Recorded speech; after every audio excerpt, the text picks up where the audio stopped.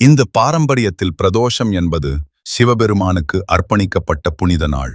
இது ஒவ்வொரு மாதமும் இருமுறை வளர்பிறை மற்றும் தேய்பிறை திரையோதசி திதியில் அந்தி நேரத்தில் அனுசரிக்கப்படுகிறது. மார்ச் 1, 2026 அன்று வரும் பிரதோஷம் ஞாயிற்றுக்கிழமை வருகிறது. ஆகவே இது ரவி பிரதோஷம். ஞாயிற்றுக்கிழமை வரும் பிரதோஷம் மிகவும் மங்களகரமானதாக கருதப்படுகிறது. இது பித்ரு தோஷத்தை நீக்கி ஆரோக்கியம் மற்றும் செழிப்பை வழங்கும் என நம்பப்படுகிறது. பிரதோஷத்தின் பின்னணி சமுத்திர மந்தனம் புராணத்தில் உள்ளது. அமிர்தத்தை பெற கடலை கடைந்தபோது ஹாலாஹலம் என்ற விஷம் வெளிப்பட்டது. உலகம் ஆபத்தில் இருந்தபோது சிவபெருமான் கருணையுடன் அந்த விஷத்தை உட்கொண்டார். பார்வதி தேவி அந்த விஷம் உடலுக்குள் செல்லாமல் தொண்டையில் தடுத்து நிறுத்தினார். அதனால் சிவபெருமான் நிருமான் நீலகண்டனானார்.